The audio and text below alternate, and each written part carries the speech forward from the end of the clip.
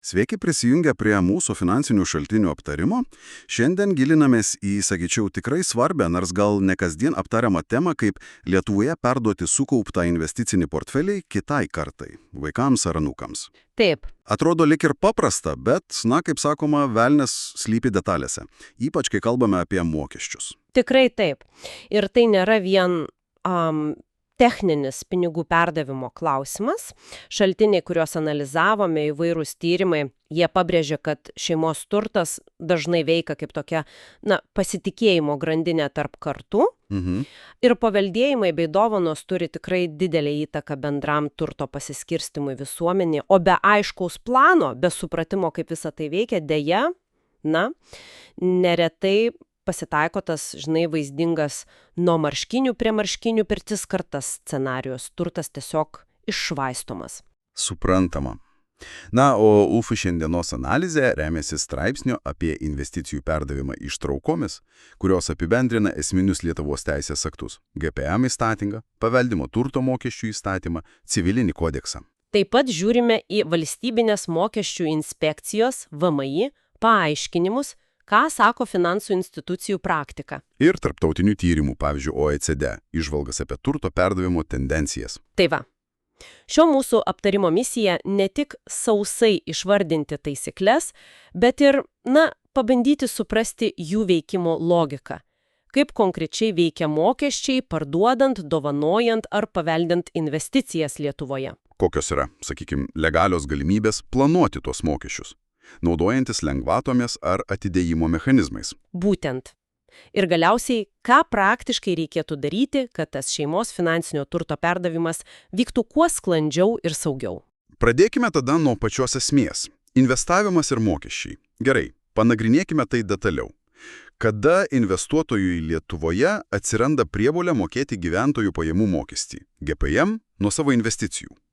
Pagrindinė taisyklė, kurią tikrai reikia įsiminti ir kurią akcentuoja visi šaltiniai. GPM mokamas tik nuo realizuoto pelno. Realizuota. Taip. Tai reiškia, mokesčio prievolė atsiranda tik tada, kai turtas, akcijos, obligacijos, ETF-ai, kiti vertybiniai popieriai yra parduodamas ar kitaip perleidžiamas už didesnę kainą nei buvo įsigytas. Aha. Kol investicijos tiesiog, guli portfelyje ir jų vertė auga, net jei ir labai stipriai auga, GPM mokėti nereikia. Mokesčiai įsijungia tik pelno fiksavimo momentu. Suprantama. Dėl vertės prieaugio. O kaip dėl tų pajamų, kurias investicijos generuoja dar jų nepradavus? Pavyzdžiui, dividendai iš akcijų ar palūkanos už obligacijas? Šitos pajamos turi savo atskirą apmokestinimo tvarką. Dividendams gautiems iš Lietuvos įmonių taikomas 15% GPM tarifas ir paprastai šitą mokestį išskaičiuoja ir sumoka pati dividendus išmokanti bendrovė. Tai investuotojų pačiam rūpintis kaip ir nereikia. Dažniausiai nereikia. Su palūkanomis už obligacijas ar indėlių situacija šiek tiek kitokia. Joms taip pat taikomas 15% GPM, bet tik tai metiniai palūkanų sumai, kuri viršė 500 € neapmokestinamą į dydį. Tai jei per metus gavai, 400 € palūkanų, mokesčio nėra. Tiksliai.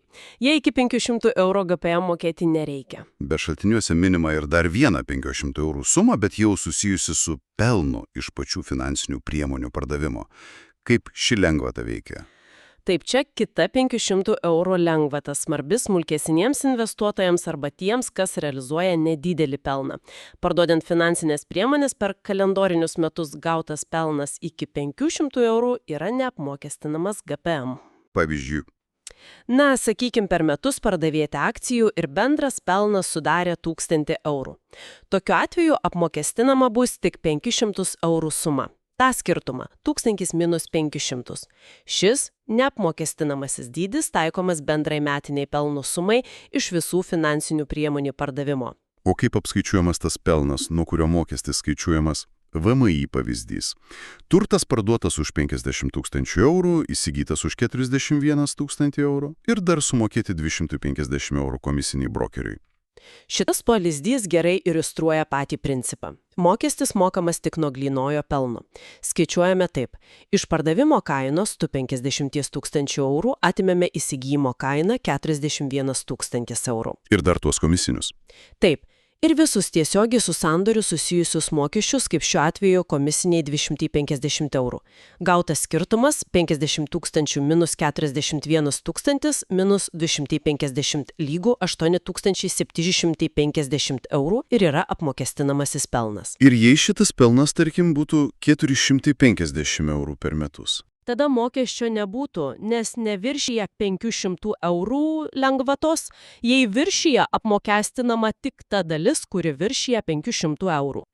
Ir čia svarbus momentas, kurį akcentuoja šaltiniai – atsakomybė už deklaravimą. Net jei naudojamasi tarptautinėmis platformomis, ar ne, Revolut ar panašiomis. Būtent, pareiga teisingai apskaičiuoti, deklaruoti gautą pelną ir sumokėti GPM tenka pačiam Lietuvos gyventojui, nors VMI gauna vis daugiau duomenų automatiškai.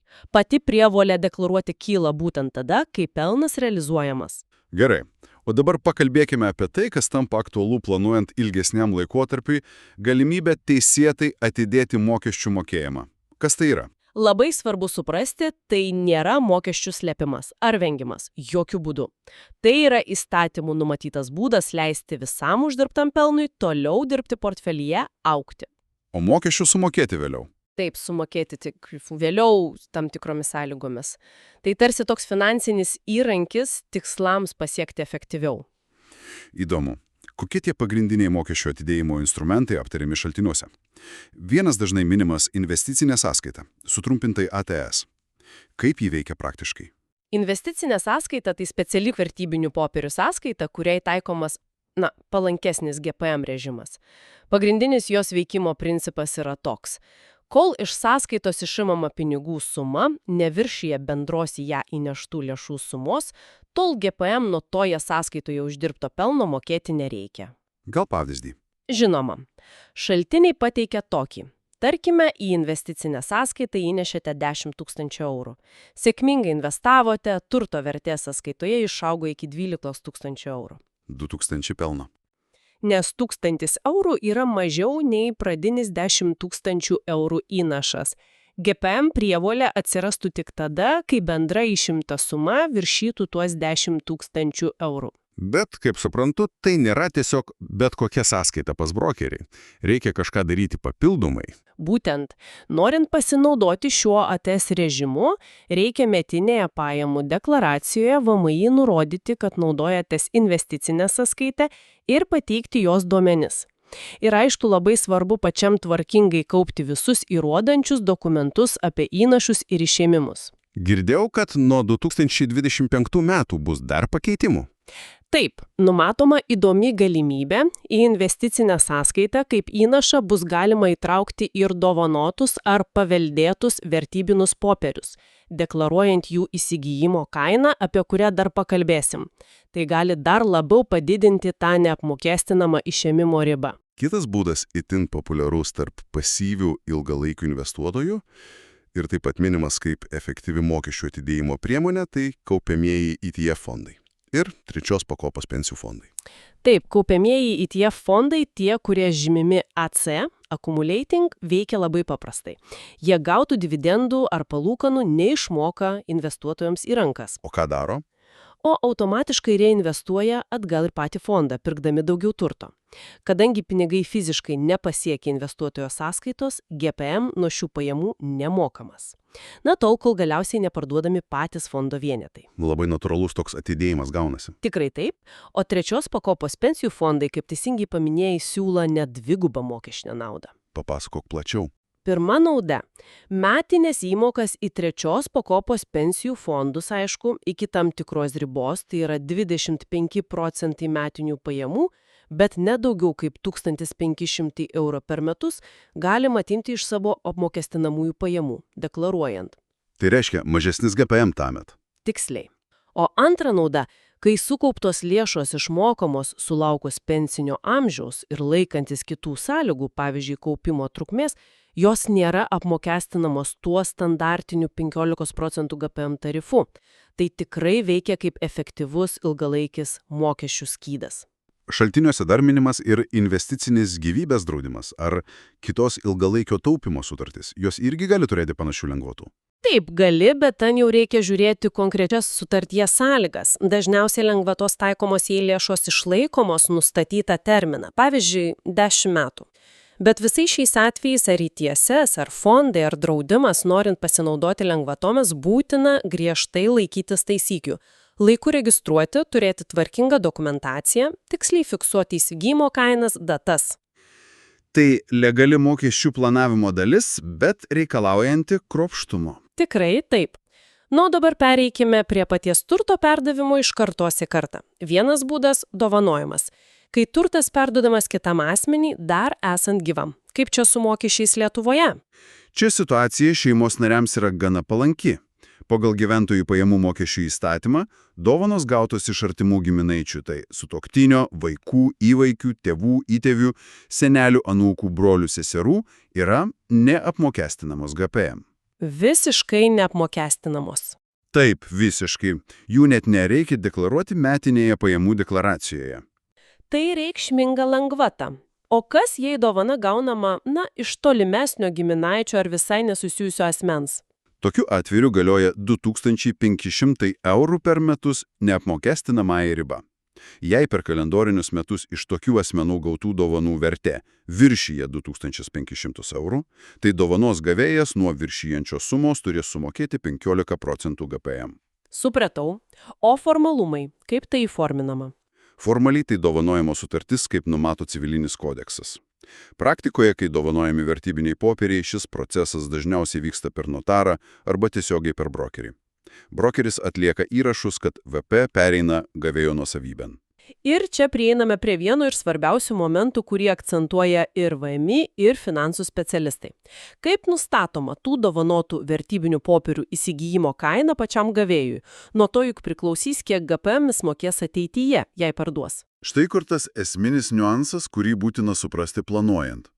Šaltiniai aiškiai sako, dovanotų vertybinių popierių įsiginimo kaina gavėjai yra laikoma jų rinkos kaina dovanojimo dieną. Rinkos kaina dovanojimo diena, ne ta kaina, už kurią dovanotojas pirko. Ne. Pavyzdžiui, tėvas dovanoja sūnui akcijų paketą. Tarkim, tėvas tas akcijas pirko seniai už 2000 eurų. Bet dovanojimo diena jų rinkos vertė jau yra 12 000 eurų.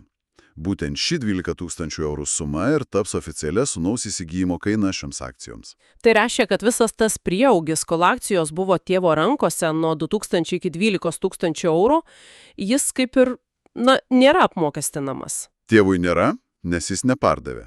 O sūnui nėra, nes jo įsigijimo kaina yra pakelta iki 12 000. Jei sūnus vėliau parduosė, sakykime, už 15 000 eurų, GPM jis mokės tik nuo 3 000 eurų pelno. 15 000 minus 12 000. Dar aišku, pritaikius tą 500 eurų lengvatą. Strategiškai labai svarbus momentas, ypač dovanojant turtą, kurio vertės tikrai išaugo. Išties. Ir tai ne tik mokesčių klausimas. Kaip minima šaltiniuose, dovanojimas gali būti ir sąmoningas šeimos strategijos elementas. Būdas ne tik perduoti turtą, bet ir įtraukti jaunesnę kartą į finansų valdymą, perduoti žinias atsakomybę. O kokia situacija kitų atveju, kai turtas, įskaitant investicinį portfelį, perduodamas po savininko mirties, paveldėjimo būdu? Paveldėjimas vyksta arba pagal testamentą, jei toks buvo sudarytas ir galioja, arba pagal įstatymą. Įstatymas numato paveldėjimo eiles. Pirmoje eilėje yra mirusiojo sutuoktinės ir vaikai. Ir ką reikia daryti įpėdiniams? Bet kokiu atveju įpėdiniai turi kreiptis į notarą. Notaras sutvarko paveldėjimo bylą ir išduoda paveldėjimo teisės liudijimą. Šis liudijimas yra pagrindinis dokumentas, su kuriuo vėliau reikia kreiptis į bankus, brokerius, kur tas paveldėtas turtas yra. Ar paveldint investicijas, kaip ir dovanojant, taikomi kokie nors mokesčiai? Lietuvoje yra paveldimo turto mokestis. Bet panašiai kaip dovanojimo atveju artimiems giminaičioms čia galioja labai svarbios lengvatos. Pagal įstatymą, turtas, kurį paveldė sutuoktinis, vaikai, įvaikiai, tėvai, įtėviai, seneliai, anūkai, broliai ir seserys. Tas pats artimųjų ratas? Taip, tas pats artimųjų ratas yra neapmokestinamas šio mokesčiu. Vėlgi, artimiausiams jokių papildomų mokesčių paveldint. O jei paveldi ne šie artimieji, tolimesni giminaičiai ar draugai? Tuomet mokestis taikomas. Jei paveldėto turto apmokestinamoji vertė neviršyje 150 000 eurų, tarifas yra 5%. Jei viršyje, tai viršijančiai daliai taikomas 10 procentų tarifas. Bet čia skaičiuojama nuo visos vertės? Ne visai. Yra papildoma lengvata, jei viso paveldėto turto vertė nesiekė 3000 eurų, mokestis išvis netaikomas, o pats mokestis skaičiuojamas ne nuo pilnos turto rinkos vertės, o nuo 70 jos dydžio. Gerai, tai paveldimo turto mokestis. O kaip su GPM vėliau, kai įpėdinis parduos paveldėtus vertybinius popierius? Kaip tada nustatoma jo įsigijimo kaina? Juk jis pats už juos nemokėjo. Čia vėlgi veikia labai panašus principas kaip ir dovanojant. Kas yra labai svarbu įpėdiniams? Paveldėtų vertybinių popierių įsigijimo kaina įpėdiniui yra lygiai turto vertei, kuri nurodyta paveldėjimo dokumentuose, tame paveldėjimo teisės liudijime. Tai verčiai, kurią nustato notaras. Taip. Jei tai akcijos ar kiti VPE, kotiruojamų reguliuojamoje rinkoje, pavyzdžiui, Nasdaq Baltic biržoje, tai dažniausiai bus jų vidutinė rinkos kaina paveldėjimo teisės atsiradimo dieną. Ši notaro dokumentuose užfiksuota vertė ir tampa oficialia įpėdinio įsigijimo kaina. Kas vėlgi yra palanku įpėdiniui? Vadinasi, jei sūnus paveldė akcijų portfelį, kurio vertė paveldėjimo momentu buvo įvertinta, tarkim, 50 000 eurų, tai ši suma ir bus jų įsigijimo kaina. Būtent. Ir jei po keliarių metų jie parduos šias akcijas už 60 000 eurų, GPM bus skaičiuojamas tik nuo 10 000 eurų pelno – 60 000, 50 000, atėmus dar tą 500 eurų lengvatą. Teisingai, taip vėl išvengiama dvigubo apmokestinimo, palikėjas nuo sukaupto prieaugio GPM nemokėjo, nes turto nepardavė, o įpėdinis gauna aiškę pradinę vertę būsimiems mokesčiams. Šitas mechanizmas įsigijimo kainos pakėlimas iki rinkos vertės paveldėjimo ar dovanojimo metu yra fundamentalus principas. Jis leidžia sklandžiau perduoti turtą per kartas be nepagristos mokestinės naštos. Todėl šaltiniai ir pabrėžia, kaip svarbu ne tik turėti testamentą, bet galbūt jame ar atskirai palikti aiškias instrukcijas paveldėtojams. Ne tik kas kam paliekama, bet gal ir kaip elgtis su portfeliu, kokia buvo investavimo filosofija. Taip, tai gali labai padėti. Taip pat protingai informuoti savo finansų tarpininkus, banką, brokerį apie galimus įpėdinius. Procesas tada vyksta sklandžiau. Akivaizdu, kad tiek dovanojant, tiek paveldant investicijas yra nemažai teisinių mokestinių niuansų, o analizuotose šaltiniuose pateikiama ir keletas tokių, apibendrintų praktinių patarimų. Kaip užtikrinti kuo sklandesnį perdavimą? Pirmasis ir turbūt svarbiausias – tvarkinga dokumentacija. Tai reiškia ne tik turėti testamentą, bet ir išsamų paties portfelio aprašą. Ką konkrečiai? Kokie instrumentai – akcijas, obligacijos, fondai, koks jų kiekis, kada ir už kokią kainą buvo įsigyti. Šita informacija yra aukso vertės skaičiuojant mokesčius. Ir svarbu, kad įpėdiniai žinotų, kur tai rasti. Būtinai. Arba turėtų prieigos informaciją, įgaliojimus bendrauti su finansų institucijomis, raštų išdėstytą investavimo strategiją ar bent pagrindiniai principai, taip pat didelė pagalba. Antras kritiškai svarbus aspektas – komunikacija šeimoje. Taip, šaltiniai vieningai tai pabrėžia. Atviri pokalbiai apie finansus, šeimos tikslus, investavimo strategiją, lūkesčius. Negalima laikyti sukaupto turto tarsi juodojoje dėžėje, apie kurią niekas nieko nežino. Nes tada jaunesnės kartos praranda ryšį su to turto. Tiksliai. Tarptautiniai tyrimai rodo, kad dažnai prarandamas ryšys su kapitalo kilme, jo sukūrimo istorija verte. Todėl dialogas ir finansinis švietimas šeimoje yra būtini, norint išsaugoti turtą ilgesniam laikui. Geras būdas pradėti tą edukacinį procesą, kaip siūloma, yra nedidelės dovanos kaip mokymo priemonė. Taip, pradėti nuo simbolinių sumų. Pavyzdžiui, padovanoti vaikui ar anūkui kelis šimtus eurų vertės vertybinių popierių. Ir kartu su juo aptarti, kas tai yra, kokia vertė, rizikos, kaip stebėti rezultatus. Tai praktinis mokymasis per patirtį. Ugdo susidomėjimą ir atsakomybę. Būtent. Dar viena įdomi struktūrinė idėja minama sukurti savotišką šeimos fondą ar portfelį. Pavyzdžiui, naudojant plačiai diversifikuotus, nebrangius ETF fondus. Ir ką tai duoda? Galima suformuoti tam tikrą ilgalaikį investicinį pagrindą, kurį ateities kartos galėtų toliau administruoti pagal iš anksto nustatytas šeimos taisyklės, pavyzdžiui, dėl reinvestavimo, lėšų panaudojimo, sprendimų priėmimo. Tai padeda užtikrinti tęstinumą ir discipliną. Ir galiausiai, jei sujungsime viską, sėkmingas turto perdavimas yra ne tik technika ir mokesčiai, bet ir emocinis bei edukacinis perdavimas, ar ne? Tikrai taip. Svarbu dalintis ne tik turtu, bet ir žiniomis, patirtimi, vertybėmis, kurios padėjo tą turtą sukaupti. Įtraukti į pėdinius kuo anksčiau, statyti pasitikėjimą. Tyrimai rodo, būtent tos šeimos, kurios aktyviai bendrauja finansiniais klausimais ir ugdo finansinį raštingumą, turi daugiausiai šansų išsaugoti palikimą per kelias kartas. Gerai, apibendrinkime tada pagrindinius dalykus iš mūsų šiandienos pasinagrinėjimą. Investicinio portfelio perdavimas Lietuvoje. Kas svarbiausia? Svarbiausia – planavimas ir žinojimas. Suprasti pagrindinius GPM principus. Mokestis tik nuo realizuoto pelno. Dividendai ir palūkanos atskiros taisyklės ir lengvatos. Verta aktyviai naudotis teisėtomis mokesčių atidėjimo galimybėmis, investicinė sąskaita ATS, kaupiami ETF, trečio pakopos pensijų fondai su dviguba nauda. Paveldėjimas taip pat reikšmingos lengvatos artimiesiems pagal paveldimo turto mokesčio įstatymą. Ir vienas kritiškiausių techninių aspektų – teisingai nustatyti ir užfiksuoti įsigijimo kainą gavėjui. Tiek dovanojant, rinkos kaina dovanojimo dieną, tiek paveldint rinkos kainą paveldėjimo dieną. Tai pamatinis dalykas apsaugantis nuo neteisingo apmokestinimo ateityje. Ir galiausiai nepamirškime tų dviejų minkštųjų, bet nemažiau svarbių dalykų – tvarkingos dokumentacijos ir nuolatinės atviros komunikacijos šeimoje.